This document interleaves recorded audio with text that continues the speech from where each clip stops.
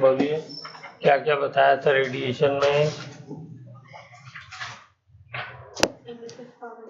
जब कोई रेडिएशन आती है और स्ट्राइक करती है सरफेस से तो क्या होता है, तो ये होता है कि उसका कुछ पार्ट रिफ्लेक्ट हो जाता है, कुछ पार्ट एब्जॉर्ब हो जाता है और कुछ पार्ट ट्रांसमिट हो जाता है। ठीक है, ये बताया था। तो जो रिफ्लेक्ट होता है उसको हमने स्मॉल आर से रिप्रेजेंट किया था, जो एब्जॉर्ब होता है या इसको क्यू आर लिख देते हैं। मान लीजिए क्यू हीट जो है रेडिएशन की वो स्ट्राइक थी सरफेस से, इससे क्यू आर पार्ट क्या हो गया, रिफ्लेक्ट हो गया। क्यू ए पार्ट एब्जॉर्ब हो गया और क्यू टी पार्ट ट्रांसमिट हो गया। ये बता दिया था हमने। तो अगर मैं लिखूं तो ऐसे लिख सकता हूं कि Q is equal to Q R plus Q A plus Q. ठीक है, फिर उसके बाद अगले स्टेप में क्या किया था हमने, सबको Q से डिवाइड कर दिया था, याद है? सबको Q से डिवाइड कर दिए तो दोनों तरफ बराबर रहेगा। तो इससे क्या वैल्यू आई थी, ये वाला कटने के बाद तो 1 हो गया और ये क्या आ गया था, इसको हमने रिफ्लेक्टिविटी कहा था, है ना, स्मॉल आर, और ये एब्जॉर्प्टिविटी हो गया था ये। ठीक है, कि कोई मटेरियल की कितनी एब्जॉर्प्टिविटी है उसका फॉर्मूला ये हो गया, और ये क्या हो गया, ट्रांसमिसिविटी। तो ये हो गया टी, इसको हमने टाउ से भी रिप्रेजेंट किया था तो टाउ लिख देते हैं, चाहे तो यहाँ पे अलग से लिख लीजिए। रिफ्लेक्टिविटी क्या है, Q R upon Q. Absorptivity क्या है, क्यू ए अपॉन क्यू। ठीक है, और ट्रांसमिसिविटी क्या है, क्यू टी अपॉन क्यू। ठीक है, गुड। अब अगर हमने 2-4 एग्जांपल लिए थे, एक एग्जांपल ओपेक बॉडी का लिया था। ओपेक बॉडी क्या होती है, जो नॉन ट्रांसमिटिव होती है, यानी जिसके अंदर से लाइट पास नहीं हो सकती। तो ओपेक बॉडी का टाउ क्या हो जाएगा, 0 हो जाएगा। जब टाउ 0 हो जाएगा तो R plus A is equal to 1 हो गया। ठीक है ना। ब्लैक बॉडी का बताइए क्या लिया था, ब्लैक बॉडी, इसकी जो एब्जॉर्प्टिविटी होती है वो कितनी होती है, वो 1 होती है। यानी जब ए ही 1 हो गया तो आर भी और टाउ भी दोनों 0 हो जाएगा। ना तो ये कोई लाइट रिफ्लेक्ट करती है और ना ही कोई लाइट ट्रांसमिट करती है। इतनी बात हम लोग कर चुके थे। Okay, good, very good. अब ब्लैक बॉडी मैंने ये भी बताया था कि ब्लैक बॉडी जरूरी नहीं है कि ब्लैक हो। ठीक है, हाँ, उसका मैंने एक दो एग्जांपल भी दिया था। चलिए, फिर उसके बाद हमने नेक्स्ट किया था एमिसिव पावर। है, एमिसिव पावर क्या थी, एमिसिव पावर को हमने कैपिटल ई से रिप्रेजेंट किया था, Q emitted, heat emitted divided by per unit area per unit time, ये उसका फॉर्मूला था एमिसिव पावर। फिर इसका एक क्वेश्चन कराया था, कौन सा, क्यूब वाला, ये। ठीक है, क्या क्या वैल्यूज ली थी, बोलिए। एक साइड जो है इसकी, उसका एरिया है कितना, 2 मीटर स्क्वायर, और क्यू एमिटेड कितना दिया हुआ है, कितना, 80 जूल दिया हुआ है, और टाइम कितना दिया हुआ था, 2 सेकेंड दिया था, और कहा था एमिसिव पावर निकालिए, एमिसिव पावर। ठीक है बेटा, ये लेक्चर अपलोड नहीं किया था क्या, नहीं हुआ, नहीं है, चेक कर लेना। ठीक है, अभी कर देना इस क्लास के बाद। तो 80 कल वाला भी कर देना 80 डिवाइडेड बाय टाइम 2। अच्छा एरिया कितना कौन सा लिया जाएगा? एरिया जो है ये एक सरफेस का है 2 और हमें तो पूरी बॉडी का एरिया लेना है ना, एमिशन तो पूरी बॉडी से हो रहा है, तो क्या हो जाएगा 2 इंटू 6, 6 सरफेसेस होते हैं क्यूब के, तो 2 इंटू 6 इंटू 2, तो कितना हो गया 80/24। यूनिट में आया हुआ क्वेश्चन था, ठीक है, ये हो गया।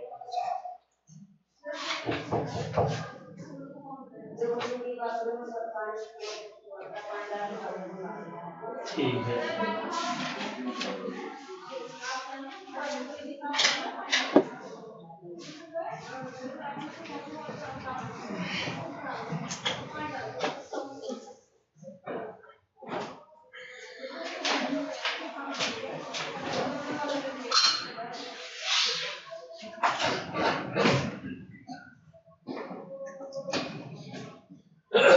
चलिए अब एक लॉ है किरचॉफ्स लॉ।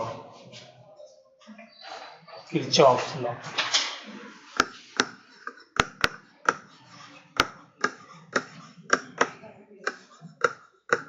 ठीक है, तो एक तो किरचॉफ्स लॉ जंक्शन वाला था कि किसी करंट के लिए भी वो यूज होता है, हीट के लिए भी, वाटर फ्लो के लिए भी, सबके लिए यूज होता है कि जितना भी करंट अंदर आ रहा होगा जंक्शन पे वहां से उतना ही बाहर जाएगा, जितना चाहे वो हीट करंट हो और चाहे वो क्या कहते हैं वाटर करंट हो और चाहे वो इलेक्ट्रिक करंट हो। एक दूसरा किरचॉफ लॉ है, वो क्या कहता है कि कोई भी ब्लैक बॉडी, लिखिए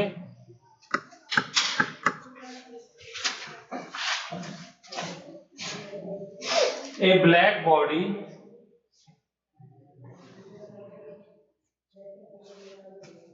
at same temperature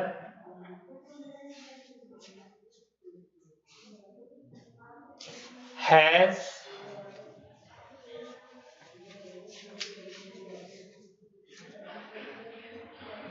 absorptivity is equal to 1 and emissivity is also equal to 1।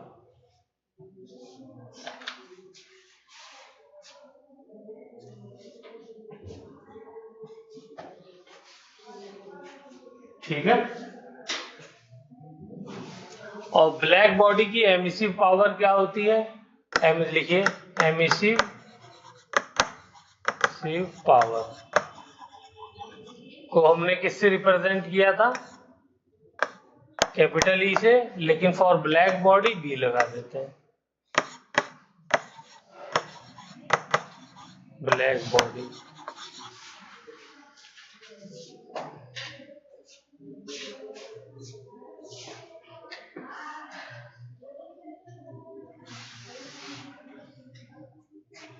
तो यहां से एमिसिविटी जो है उसका फॉर्मूला आता है of any body is equal to E upon EB।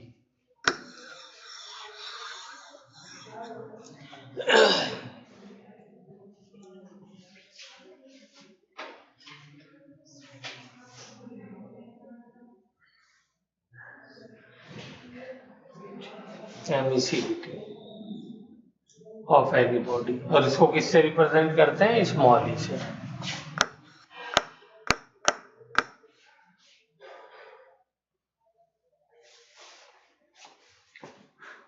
ऊपर वाला क्या है?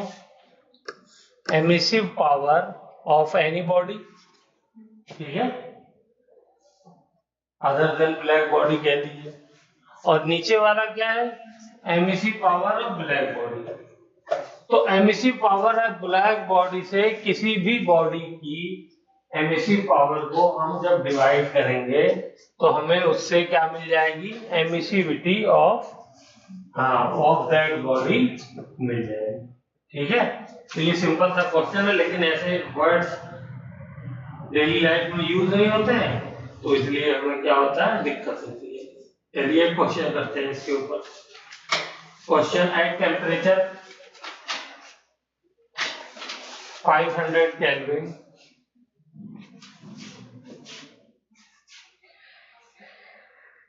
Emissive power of black body यानी EB at temperature 500 kelvin, EB is equal to 1000। ठीक है, और इसकी यूनिट क्या है?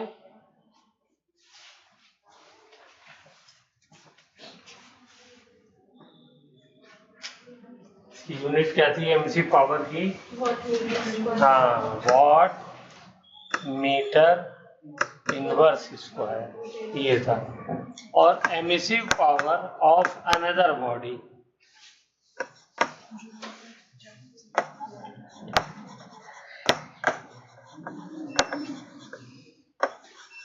एमिसिव पावर है 700 वॉट मीटर इनवर्स स्क्वायर।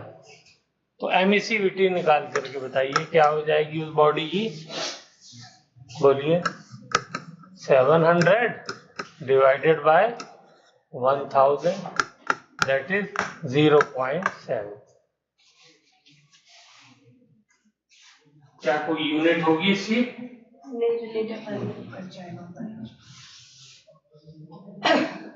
चलिए, ये कोई बॉडी 1 है मान लेता हूं। एक बॉडी है जिसकी emissive power for body 2 is equal to 990 watt meter inverse square, ये है। इसकी एमिसिविटी बताइए क्या हो जाएगी? 990 डिवाइडेड बाय 1000, तो इसका आंसर क्या आ जाएगा? 0.99 है। सिंपल, कुछ भी नहीं है। अब इसी में क्या क्वेश्चन और पूछेगा कि कौन ज्यादा ब्लैक बॉडी के करीब है? तो कौन ब्लैक बॉडी के ज्यादा करीब है? जिसकी एमिसिविटी 1 के पास होगी वो ज्यादा करीब हुआ, क्योंकि इससे पहले ही मैंने बताया कि ब्लैक बॉडी के लिए एमिसिविटी 1 होती है और अब्सॉर्प्टिविटी भी 1 होती है। यानी जितनी वो लाइट एब्जॉर्ब करता है उतनी ही एमिट भी करता है। ठीक है, चलिए। और सेम टेम्परेचर ये हो गया।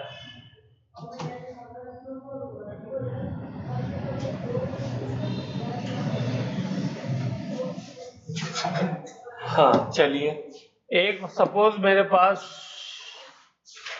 ये क्यूब है और ये क्यूब जो है वो रेड कलर का है।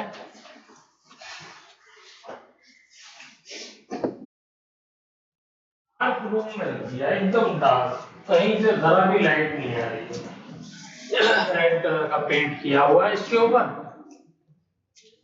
तो बताइए क्या दिखाई देगा? कोई भी कलर किया हो नहीं दिखाई देगा, ठीक है ना? बिना लाइट जलाए इसको कैसे देखा जा सकता है?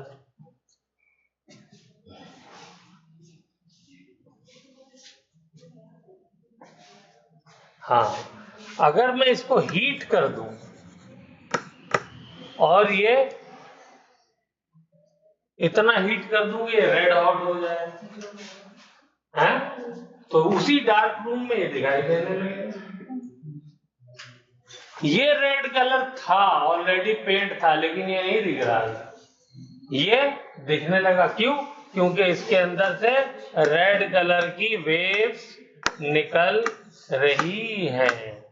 ठीक है, रेडिएशंस निकल रही है, और वो जो रेडिएशन है उनकी जो वेवलेंथ है वो किस रीजन में आ रही है? उनकी जो वेवलेंथ है वो रेड कलर के रीजन में आ रही है, इसीलिए रेड दिखेगा। और गर्म करोगे तो ये ब्लू दिखने लगेगा, ठीक है ना? तो बहुत ज्यादा एक्सट्रीम तो ब्लू दिखने लगेगा, ठीक है, क्योंकि उस वक्त ब्लू रीजन की रेडिएशन आने लगेंगी। थोड़ा सा कम करोगे तो येलो दिखने लगेगा, ठीक है। तो इस बात को एग्जांपल को लिख लीजिए, ये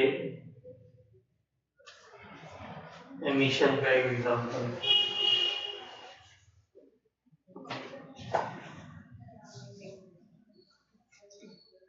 इसी तरीके से एक और है, स्टीफन बोल्ट्जमैन लॉ। नाम इतने भारी भारी है, काम कुछ भी नहीं है इन लोगों का। स्टीफन बोल्ट्जमैन लॉ क्या कहता है? Emissivity of black body is directly proportional to temperature की पावर 4।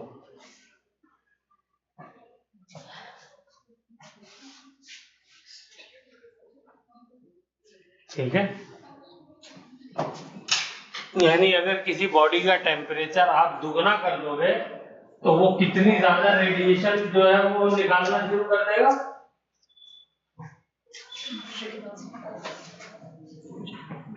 मान लो आप पहले 1000 डिग्री के सेंटीग्रेड था, है ये केल्विन ले लेते हैं, 1000 केल्विन था, तो रेडिएशन कुछ मान ले एमिसिविटी की वैल्यू आ रही थी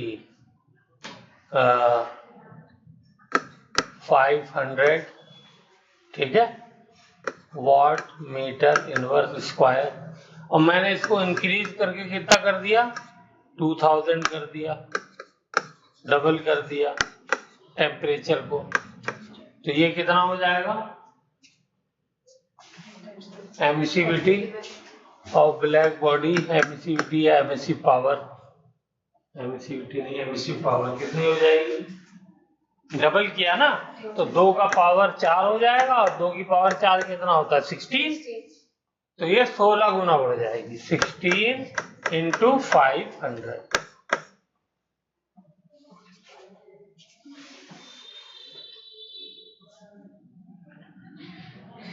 ये है इस रिलेशन का मतलब। अब इसमें इक्वल का साइन लगाना अगर है तो एक कांस्टेंट लग जाता है, दैट इज सिग्मा टी की पावर 4,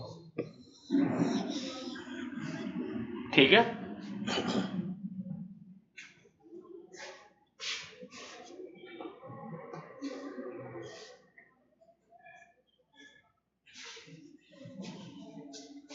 सिग्मा की यूनिट बताइए क्या हो जाएगी? चलिए पहले सिग्मा की वैल्यू लिख लीजिए।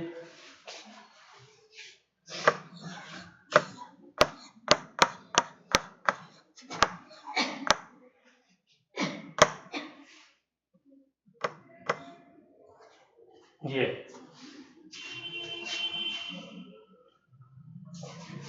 यूनिट क्या हो जाएगी?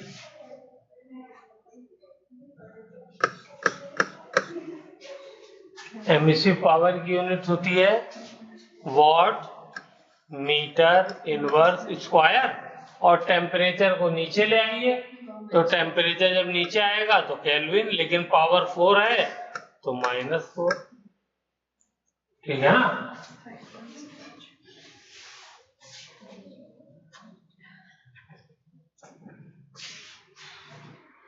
अब ये वैल्यू याद वैसे तो क्वेश्चन में दी हो सकती है, याद भी रखना चाहे तो मैंने एक तरीका इसको वैल्यू को सी कर रखा है याद रखने का। देखो कैसे याद करें। 5 इधर देखिए, 5 6 7 8, याद होगी। डेसिमल याद रखिए और माइनस का लाइन लगता है। 5, 6, 7, 8। ठीक है, तो इस तरीके से आप भी याद रख सकते हैं। तो ये स्टीफेंस लॉ ये कहता है, ये हमारा हो गया।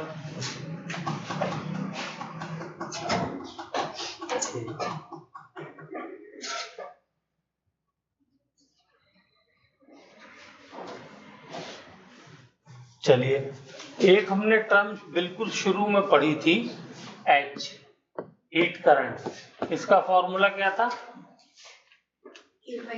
Q/T। वेरी गुड, शाबाश। और एमिसिव पावर का क्या फॉर्मूला है? Q/A/T। तो मैं क्या ये नहीं कह सकता हूं इसको कि H/A? बोलिए, हो गया नहीं हो गया? तो यहां से ये हीट करंट का फॉर्मूले की भी रिलेशन आ गई, A × E × B। तो ये एक रिलेशन हमको याद रहनी चाहिए।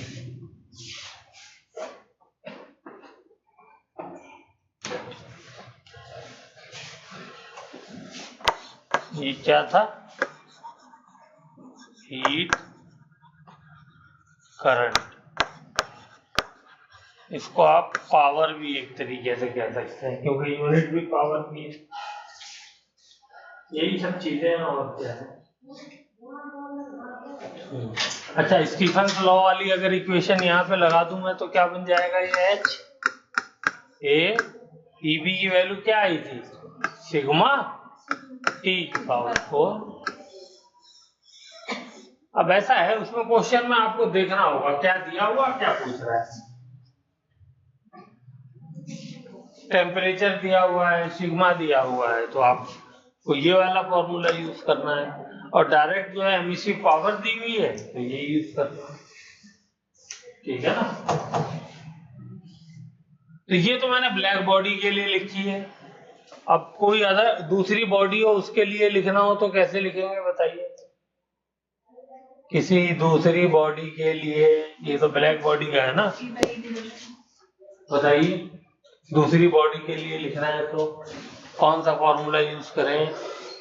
एमिसिविटी वाला यूज कर लो। E = emissive power of any body divided by emissive power of black body.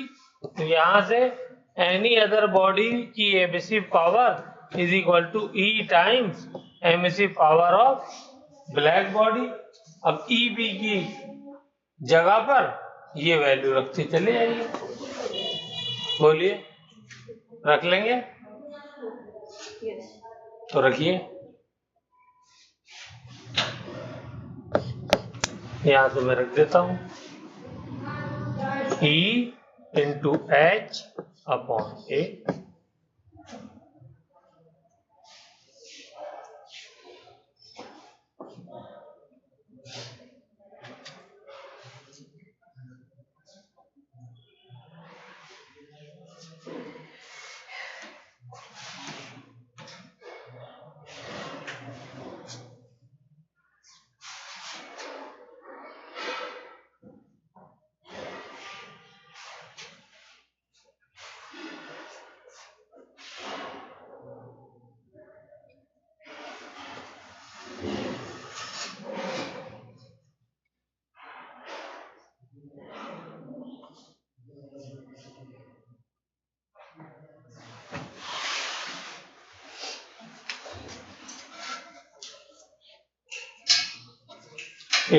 Stephen's law लिखिए,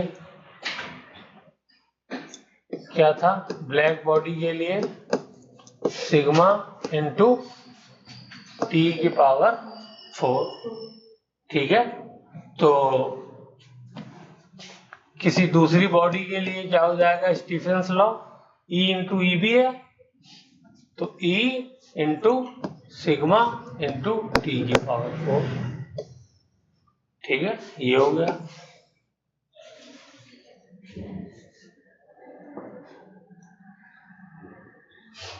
इस वाली इक्वेशन से आ जाएगा ना? हाँ, ये वाला फॉर्मूला तो पिछले पेज पे हमने किया। ये ब्लैक बॉडी के लिए था और ये किसी भी बॉडी के लिए हो गया, बस किससे मल्टीप्लाई हो गया, एमिसिविटी से मल्टीप्लाई हो गया। अभी इतनी सारी चीजें आप लोगों के सामने आ रही है तो ये थोड़ा कंफ्यूजन होता है।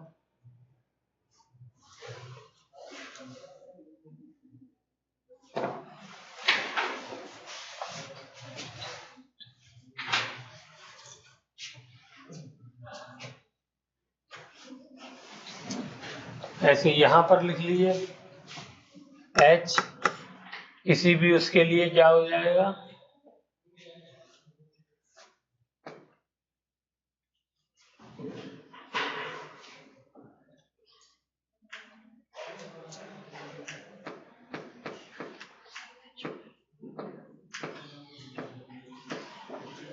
बोलिए अदर बॉडी के लिए क्या हो जाएगा, ये तो है किसके लिए, ब्लैक बॉडी के लिए, तो अदर बॉडी के लिए क्या हो जाएगा, ई से मल्टीप्लाई कर देंगे, ई ए सिग्मा टी की पावर 4।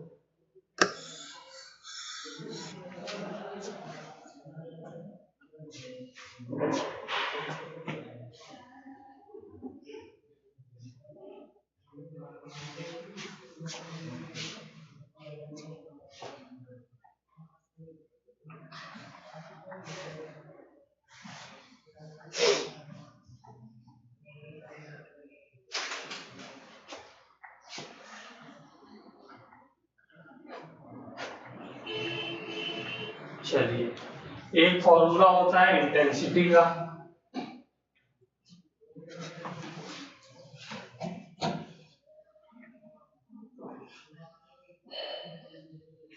इंटेंसिटी का फॉर्मूला लिख लीजिए, इंटेंसिटी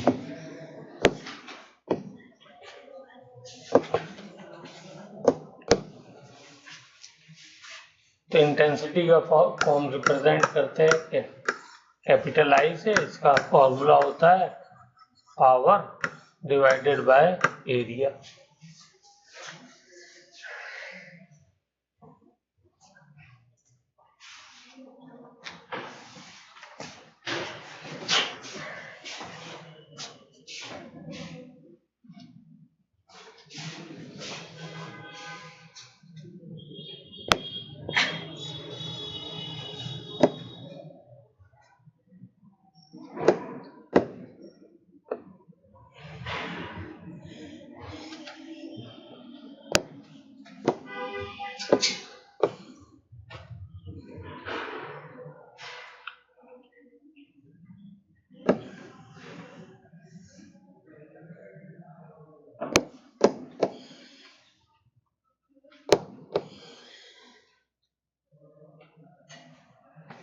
मान लीजिए ये स्फीयर है, ये है, तो अंदर वाले स्फीयर का रेडियस कुछ ले लेते हैं, कितना ले लिया जाए,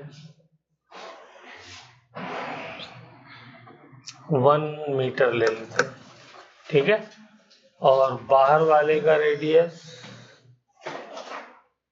कितना ले लें, 10 मीटर ले लेते हैं, या 5 मीटर ले लेते हैं, ठीक है। यहाँ सेंटर में मैंने एक बल्ब लगा दिया है, ये क्या है, बल्ब, बल्ब ऑफ 1000 वाट, 1000 वाट का बल्ब लगा हुआ है। तो मुझसे क्या है, ये पहला स्फीयर है और ये दूसरा स्फीयर है, तो power at first sphere, power at second sphere, बताइए क्या होगी, सॉरी इंटेंसिटी, पावर तो दी हुई है, intensity, intensity at first sphere, intensity at second sphere. तो क्या करेंगे, ऊपर लिखेंगे पावर, पावर है 1000 वाट का बल्ब लगा हुआ है, वाट पावर की यूनिट होती है, डिवाइडेड बाय एरिया। तो पहले वाले स्फीयर के यहाँ पूछा है तो उसका एरिया निकालेंगे, तो इसका एरिया बोलिए कितना हो जाएगा, स्फीयर है तो स्फीयर का एरिया कितना होता है, बोलो स्फीयर का एरिया का क्या फॉर्मूला है? 4πr²। ये होता है। हाँ, तो आंसर क्या आ जाएगा? 1000 डिवाइडेड बाय 4π इंटू 1 का स्क्वायर। तो आंसर क्या हो गया? 1000/4π। ठीक है, ये इंटेंसिटी हो गई। इसकी यूनिट क्या है? Watt meter square inverse. और किसकी यूनिट थी है? एमिसिव पावर की। Emissive power. ठीक है, तो intensity is nothing but emissive power.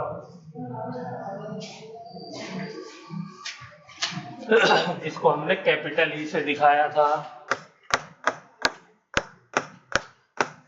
दूसरे वाले का बताइए क्या हो जाएगा?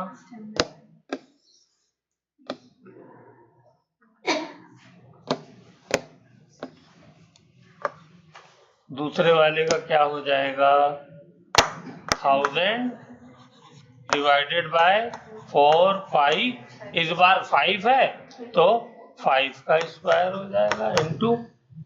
बोलिए, ठीक है।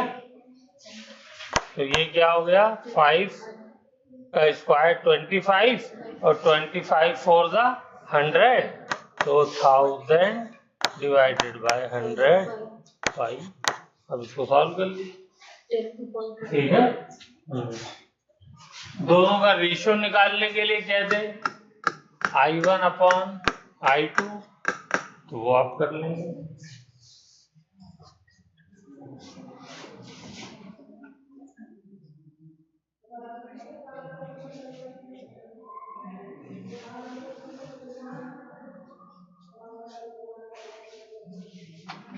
चलिए, हो गया।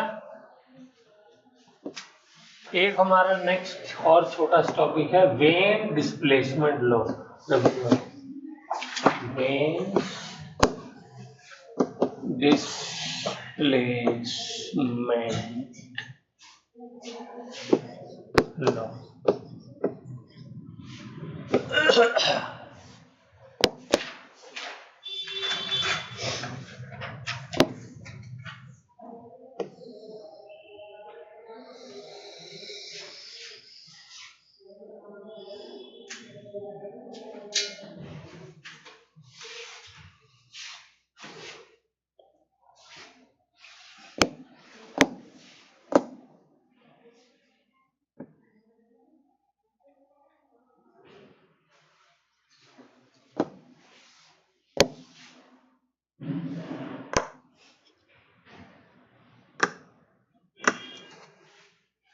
क्या है ये वेन डिस्प्लेसमेंट लॉ?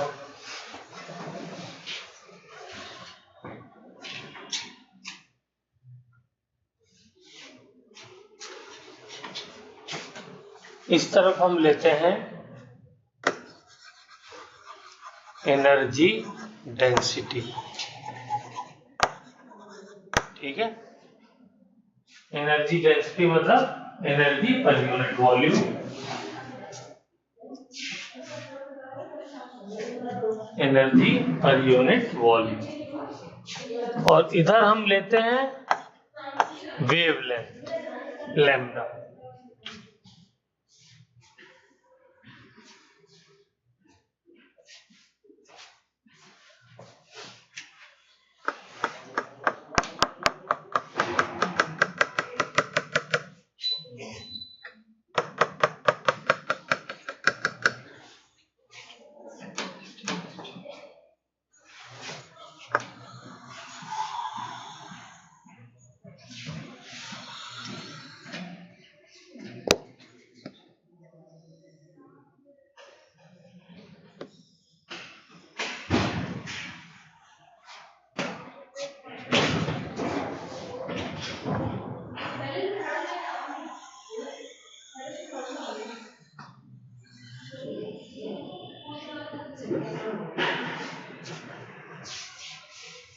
ठीक है, ये ग्राफ बन गया।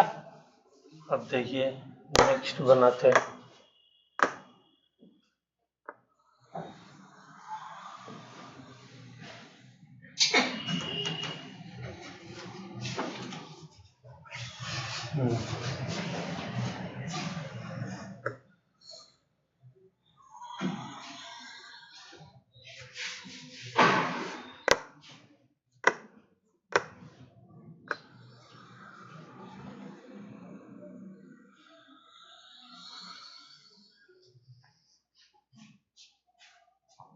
क्या हो रहा है, इसकी पीक जो है मैं इधर शिफ्ट करता हूँ। पहले पीक यहाँ पर आई है, ध्यान से, ये आई है पहले पीक, फिर कहाँ आ गई है, यहाँ पे आ गई है, फिर यहाँ पे आ गई है। एक और बना देता हूँ।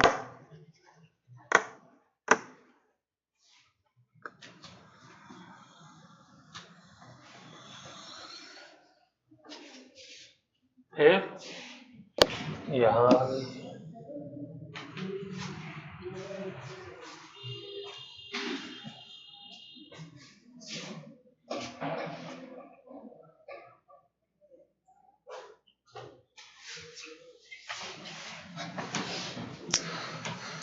तो ये वाला टेम्परेचर जो है 3500 नीचे वाले ग्राफ का टेम्परेचर है 3500 केल्विन। उसके बाद व्हाइट वाला है, व्हाइट वाले का है 4000 केल्विन। फिर येलो वाला है, येलो वाले का है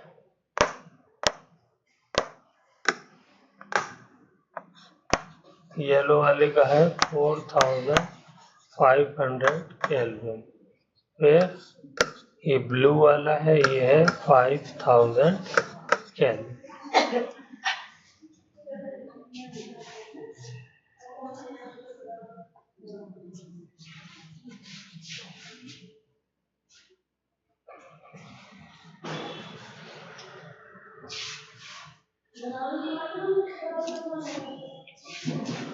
तो ये ग्राफ हमें क्या बता रहा है, बना लिया।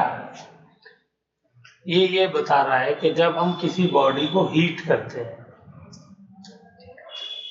तो जैसे जैसे हम टेम्परेचर बढ़ाते हैं उसका, वैसे वैसे क्या हो रहा है, ये उसका लैम्डा मैक्स, ये क्या होता जा रहा है, पीछे की तरफ डिस्प्लेस होता जा रहा है, शिफ्ट होता जा रहा है।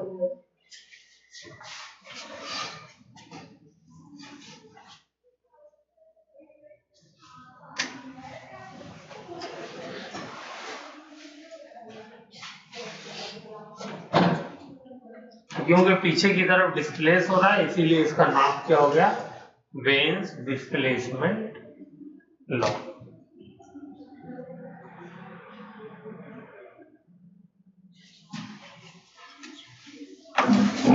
इसका मतलब थोड़ा सा और समझते हैं। हाँ, शुरू करें। तो देखिए हमने 3500 केल्विन पे किसी बॉडी को हीट किया, तो उसमें से लैम्डा तो मेरा यहाँ से शुरू होकर के वहां तक जा रहा है ना, आखिर तक। तो सारी वेवलेंथ निकल रही है, ऐसा नहीं है कि कुछ वेवलेंथ, सारी यहाँ से लेकर के वहां तक हजारों लाखों तरह की वेव्स निकल रही है उससे, जिनके अलग अलग वेवलेंथ है। लेकिन हमें उसका जो कलर दिखाई देता है वो कौन सा दिखाई देगा, वो वाला दिखाई देगा जिसकी सबसे ज्यादा वेव निकल रही है। सबसे ज्यादा किसकी निकल रही है, जिस वेवलेंथ में पीक आ रही है, ठीक है ना। अगर रेड वाली मान लो ये वेवलेंथ है जहां पे पीक आ रही है, तो वो हमें रेड दिखने लगेगा, ठीक है। मान लो टेम्परेचर और मैंने बढ़ाया, तो हो सकता है वो रेड से थोड़ा सा लाइट रेड हो जाए, व्हाइट की तरफ आ जाए, है ना। शुरू में वो रेड होता है डार्क, फिर उसके बाद क्या होता है, उसका वो रेड कलर हल्का होने लगता है। जैसे जैसे आप टेम्परेचर बढ़ाओगे एकदम, फिर आगे चल करके व्हाइट जैसा येलो हो जाता है, फिर ब्लू हो जाता है, व्हाइट हो जाता है, ऐसे कलर उसका चेंज होता है, क्योंकि उसी तरह की वो रेडिएशन सबसे ज्यादा एमिट करता है, तो इसलिए हमें डिफरेंट डिफरेंट कलर्स उसके दिखाई देते हैं।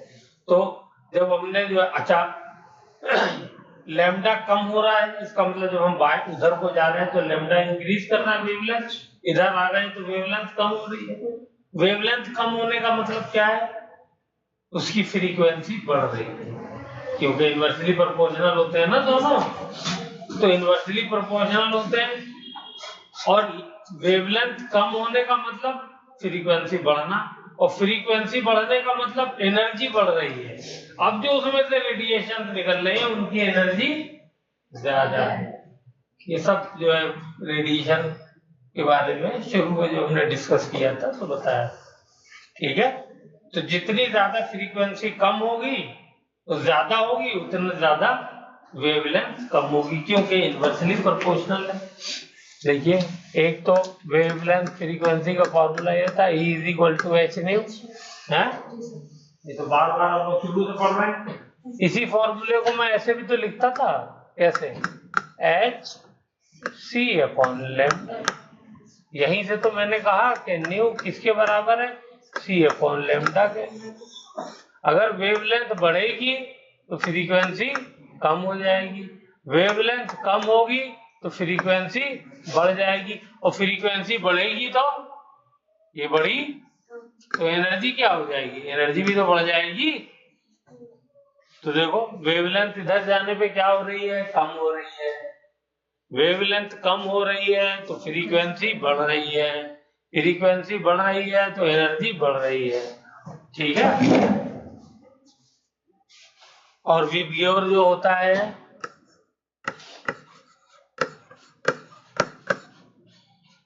विब्योर, तो अगर मैं इधर से इधर जाऊं तो मेरा लैम्डा क्या होता है, इंक्रीज करता है, ठीक है। और फ्रीक्वेंसी क्या होती है, फ्रीक्वेंसी डिक्रीज करती है, ठीक है।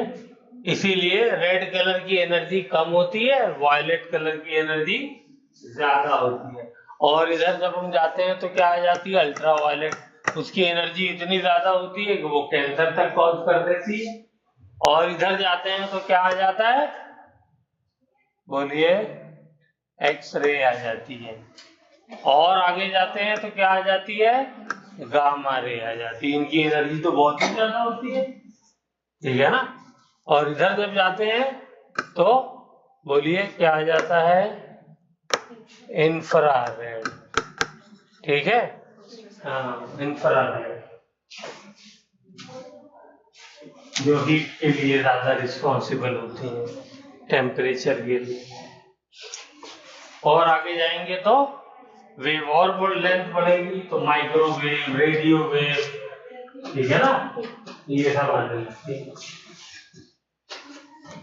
Weins displacement law सिंपली क्या कहता है कि when we increase the temperature of the body, लिखना चाहे तो लिख लीजिए, Weins displacement law says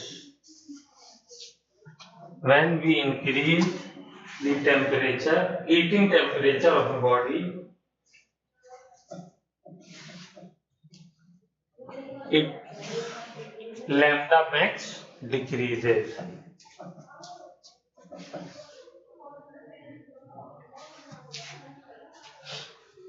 As we can see from the graph.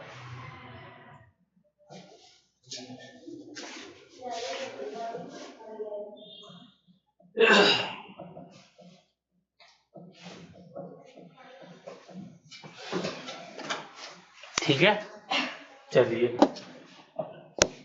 एक ग्राफ और देखते हैं, लैम्डा मैक्स और टेम्परेचर का, लैम्डा मैक्स और टेम्परेचर का ग्राफ। तो लैम्डा मैक्स को जब आप टेम्परेचर से मल्टीप्लाई करोगे तो ये हमेशा एक कांस्टेंट वैल्यू आती है, क्या आती है, कांस्टेंट वैल्यू। तो lambda max is equal to constant, कोई ऊपर रहेगा नीचे क्या आ जाएगा, टेम्परेचर है। और ऐसा जब रिलेशन हो तो ये क्या हो गया, y is equal to k upon x नहीं हो गया, ये कांस्टेंट हो गया, x प्रोपोर्शन में आ गया, और ऐसा ग्राफ कौन सा बनता है, रेक्टेंगुलर हाइपरबोला। स्क्वायर हो नीचे डिनोमिनेटर में तब भी, स्क्वायर ना हो तब भी ग्राफ कैसा बनता है, रेक्टेंगुलर हाइपरबोला बनता है। क्लियर होगी बात? हाँ, अगर एग्जामिनर ने चालाकी कर दी, क्या चालाकी कर दी, उसने टेम्परेचर ना दे करके क्या दे दिया, उसने 1 अपॉन टेम्परेचर दे दिया, तब क्या हो जाएगा, तब डायरेक्टली प्रोपोर्शनल हो जाएगा, तब स्ट्रेट लाइन बन जाएगी। ठीक है ना, क्योंकि यहां से क्या रिलेशन आता है, lambda max directly proportional 1 upon T तो है, तो डायरेक्टली प्रोपोर्शनल में स्ट्रेट लाइन आता है, तो ग्राफ 1 अपॉन टी लिया तो स्ट्रेट लाइन, खाली टेम्परेचर लेंगे तो ये बन जाएगा। ठीक है,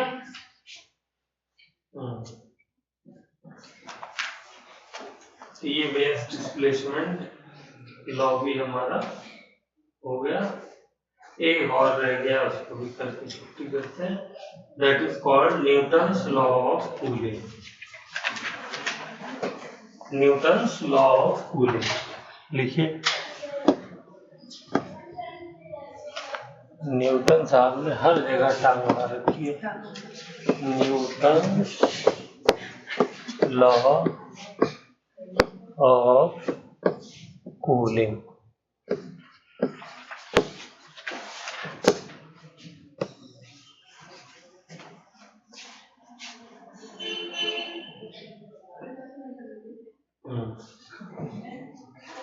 पहले तो इनका फॉर्मूला लिख लेते हैं, T1 माइनस T2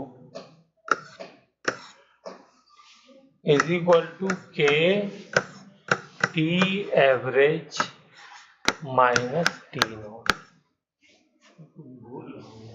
टाइम, इधर टाइम भी आएगा डिवाइडेड बाय टाइम।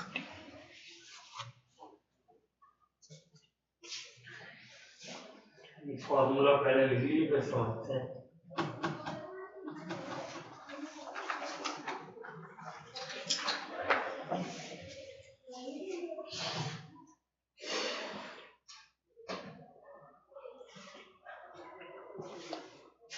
हाँ, इन्होंने मान लीजिए, इन्होंने कहा कि मेरी कोई बॉडी है,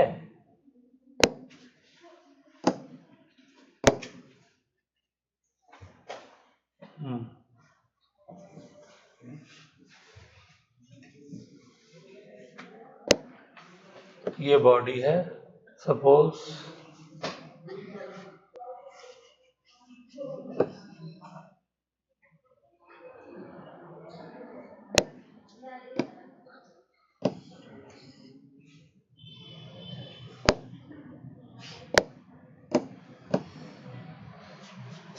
ये है 80 डिग्री सेंटीग्रेड पे इसका टेम्परेचर।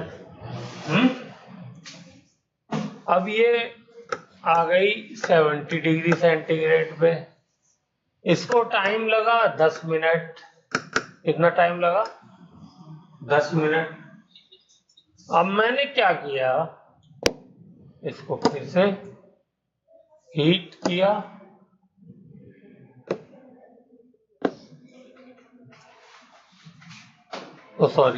कूल किया, और कूल किया 60 डिग्री सेंटीग्रेड। ठीक है, तो अब कितना टाइम लगेगा, इसके लिए फॉर्मूला,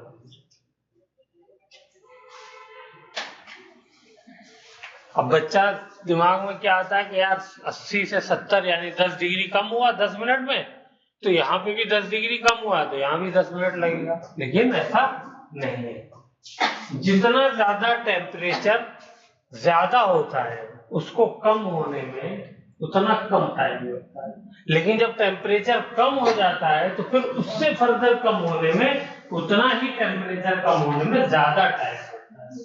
ठीक है, तो अगर ये टाइम T1 है, T1 है ये टाइम और ये टाइम T2 है, तो T2 will be greater than T1। ठीक है, this is Newton's law of cooling. बशर्ते एक शर्त भी है, हाँ सॉरी वो तो लिखा ही नहीं, वो शर्त क्या है? वो शर्त ये है कि ये जो हमारा एनवायरनमेंट है, सराउंडिंग है, क्या है? सराउंडिंग। ये मेरी क्या है? सराउंडिंग।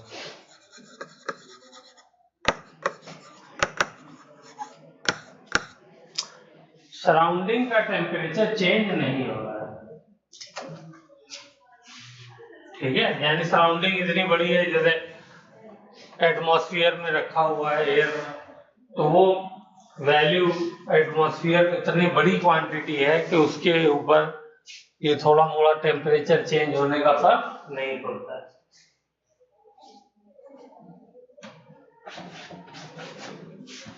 ठीक है, तो जरा सा कैलकुलेट करिए, क्या वाकई डिफरेंट आ रहा है और ज्यादा आ रहा है? ये फॉर्मूला लगा करिए, देखिए आता है।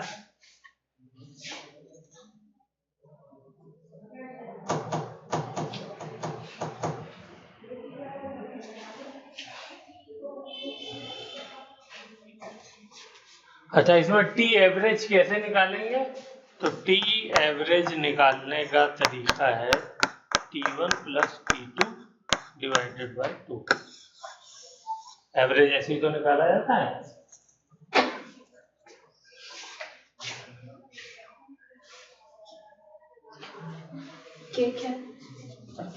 के कांस्टेंट है,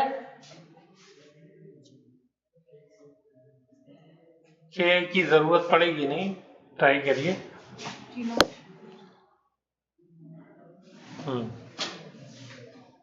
टी नॉट, हाँ टी नॉट की जरूरत पड़ेगी। टी नॉट कितना ले लें? सराउंडिंग है तो 25 डिग्री सेंटीग्रेड ले लेते हैं। ठीक है,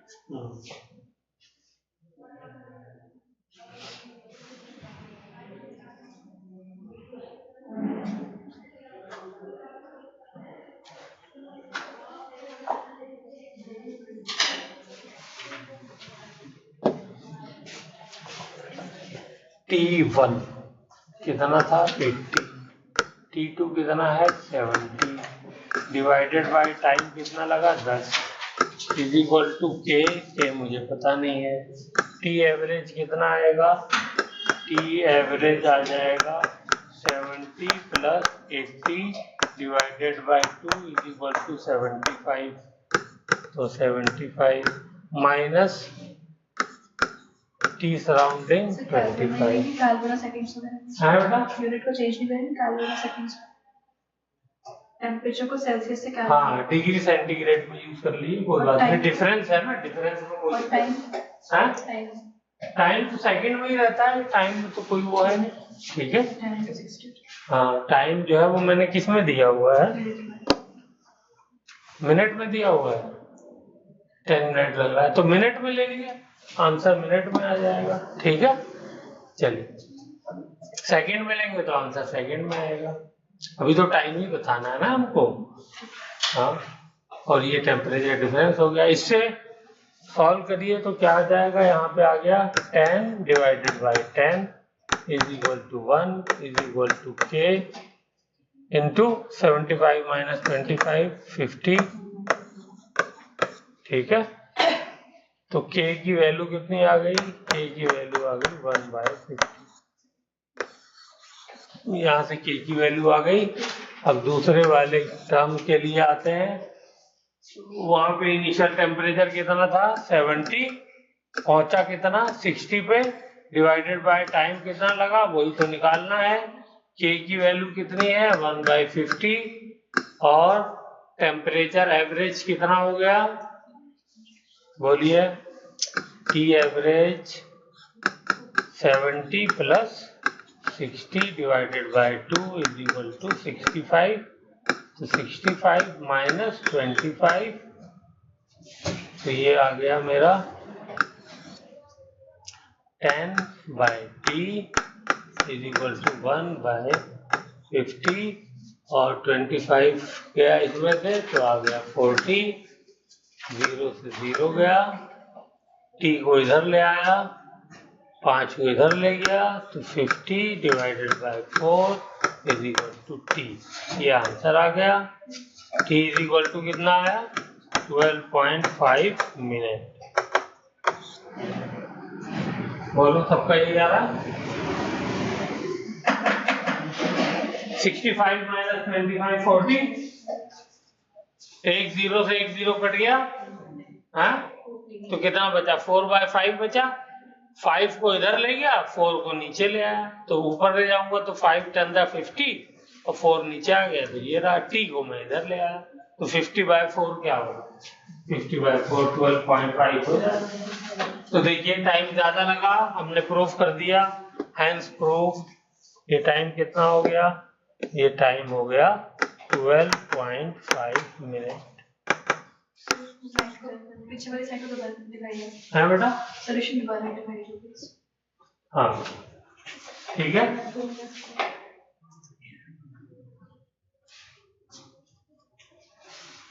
चलिए, तो यहां से हम लोग इस कंक्लूजन पे पहुंचे कि rate of cooling is directly proportional to temperature होता है। जितना ज्यादा टेम्परेचर होगा बॉडी का, उतना ज्यादा जल्दी वो कूल होगी।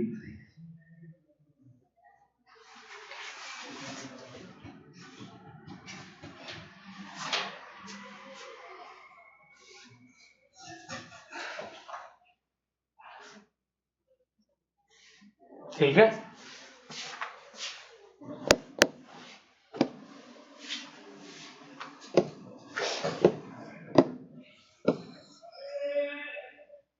चलिए इसका भी ग्राफ बना लेते हैं। ये साइड है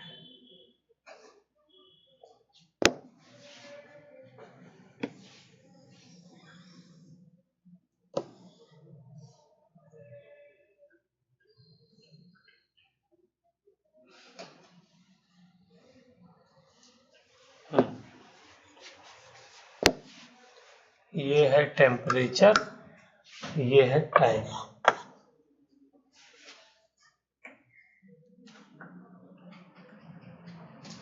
ठीक है। इसका ग्राफ भी कैसा आता है? ऐसा।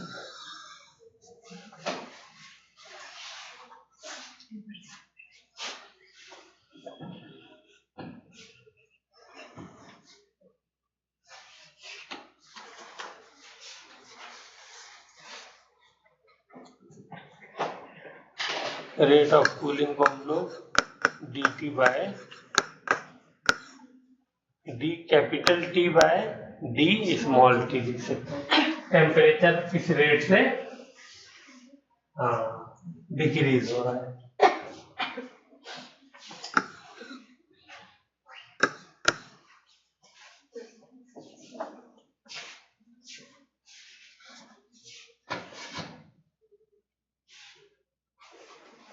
चलिए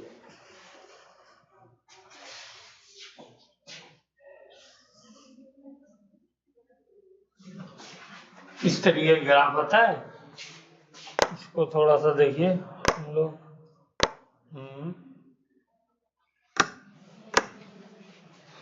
अगर मैं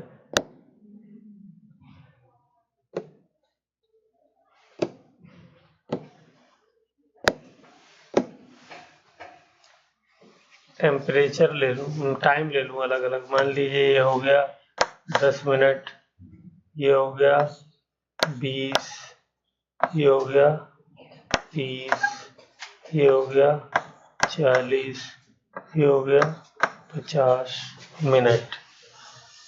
मिनट में दिया हुआ है, तो जरा देखा जाए। और ये हो गया मेरा 0, तो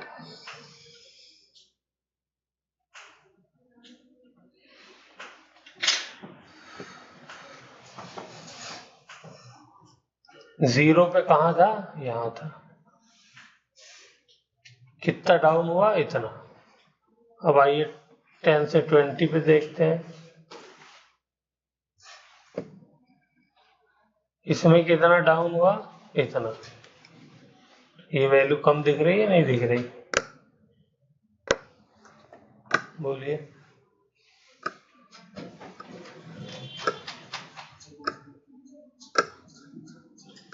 ये वैल्यू कम है, इस वाली को चेक करते हैं।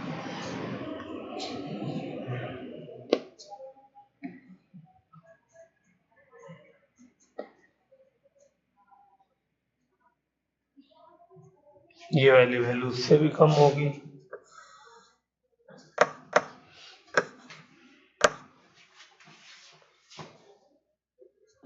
ये वाली वैल्यू को चेक करते हैं।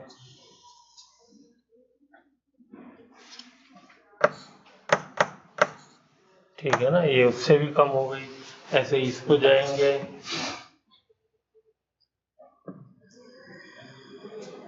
तो ये वैल्यू इससे भी कम हो गई। टेम्परेचर जो है वो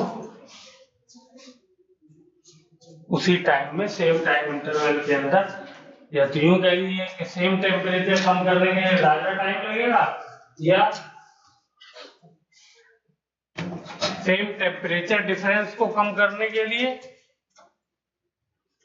हाँ मतलब सेम टेम्परेचर डिफरेंस को कम करने के लिए टाइम ज्यादा लगता है, या फिर सेम टाइम पे कम टेम्परेचर कम होगा। ठीक है ना? Time difference. तो हमने क्वेश्चन में क्या किया था? क्वेश्चन में हमने टेम्परेचर सेम कम किया था, यहाँ पे भी 10 डिग्री कम किया था, यहाँ पे भी 10 डिग्री कम किया था, तो यहाँ पे टाइम ज्यादा लगा, यहाँ कम लगा। ग्राफ में हमने क्या किया? ग्राफ में हमने टाइम सेम ले लिया है, तो टेम्परेचर एक यहाँ पे सबसे ज्यादा कम हुआ, फिर यहाँ उससे कम, फिर उससे कम। ठीक है, चलिए, तो यहाँ पे हमारा आज कंप्लीट हुआ है 10th चैप्टर।